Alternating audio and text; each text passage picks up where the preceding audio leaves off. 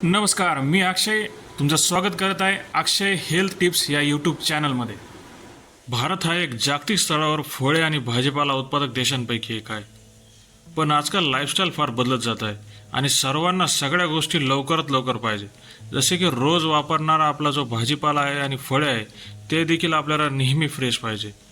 त्यामुळे आजकाल फ्रीजमुळे सर्व भाजीपाला आणि फळे ताजेतवाने तर राहतात, पण त्यामधील जे न्यूट्रिएंट्स आहे ते आपल्याला व्यवस्थित प्रॉपर भेटतात का नाही याची मात्र खात्री करून घ्यायला पाहिजे.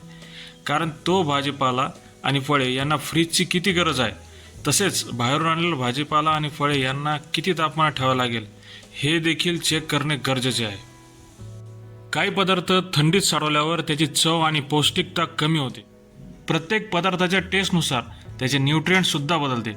म्हणून पुढील 10 पदार्थ रेफ्रिजरेट करू नका का ते जाणून घ्या पुढील प्रमाणे. Number 1, tomato.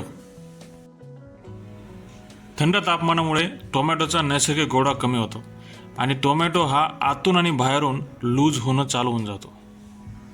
तसेच थंड तापमानामुळे टोमॅटोमधील एन्झाईमचे बॅलन्ससुद्धा बिघडते आणि त्यामुळे चवसुद्धा व्यवस्थित लागत नाही.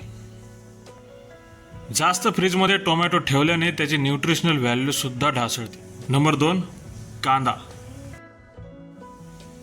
कांद्याला रेफ्रिजरेशन करू नका, कारण कांदा हा मॉइश्चरच्या संपर्कात आला की लगेच सडतो.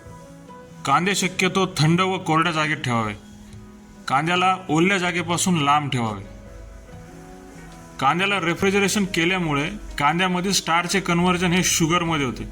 परिणामी कांदा हा जास्त गोड झाला. तर व्हिडिओमध्ये पुढे जाण्या अगोदर बेल आयकॉन दाबून चॅनलला सबस्क्राईब करा. नंबर 3, लसूण. लसणाला फ्रीजमध्ये ठेवू नये, कारण त्याला थंड वातावरण भेटल्यामुळे त्याच्यावर कोंब फुटायला सुरुवात होते. थंड आणि ओलसर वातावरणामुळे लसणाच्या एकूण गुणवत्तेवर परिणाम होतो. तसेच लसूण सडायला सुद्धा सुरुवात होते. लसणाला थंड तापमानात ठेवल्याने नैसर्गिक साखरेचे स्टार्चमध्ये रूपांतर होते.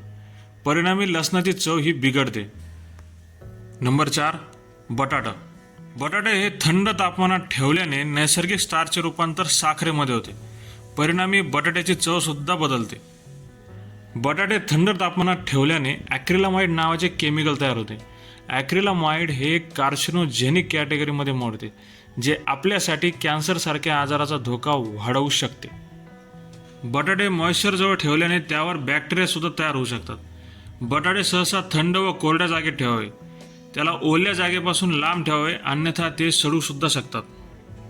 नंबर 5, केळी. रेफ्रिजरेशनमुळे केळीच्या बाहेरची कव्हरिंग तुटून ती तपकिरी होते आणि केळीची चवसुद्धा बदलते.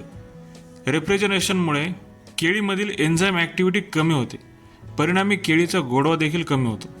रेफ्रिजरेशनमुळे केळीमधील अँटीऑक्सिडंट आणि बाकीचे न्यूट्रिएंट्सचा लॉस होतो. केळी सहसा थंड व कोरड्या जागेत ठेवावी. त्याला ओल्या जागेपासून लांब ठेवावे.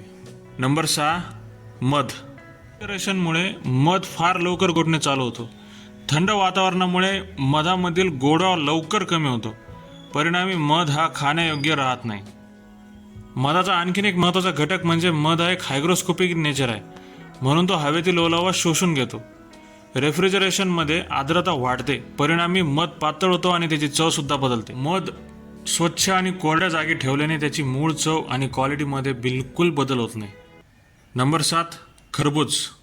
रेफ्रिजरेशनमुळे खरबुजाची चव आणि गोडवा कमी होतो. थंड तापमान नैसर्गिक गोडवा दाबून टाकते, ज्यामुळे खाण्याची इच्छा देखील कमी होते. सुरक्षेच्या दृष्टिकोनातून न कापलेल्या खरबुजांसाठी रेफ्रिजरेशन आवश्यक नाही.